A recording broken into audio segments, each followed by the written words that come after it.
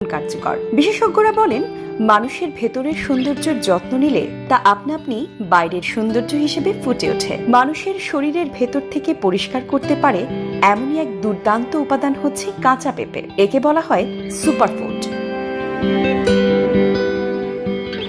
এনজাইমের শক্তিঘর। অনেকেই পেঁপের গুণাগুণ সম্পর্কে জানেন। কাঁচা সবুজ পেঁপেতে নানা রকম প্রাকৃতিক এনজাইম থাকে। এর মধ্যে উল্লেখযোগ্য দুটি এনজাইম হচ্ছে সাইমোপেপিন ও প্যাপিন। এই দুটি এনজাইম প্রোটিন, চর্বি ও কার্বোহাইড্রেট ভাঙতে অনেকটাই সাহায্য করে থাকে।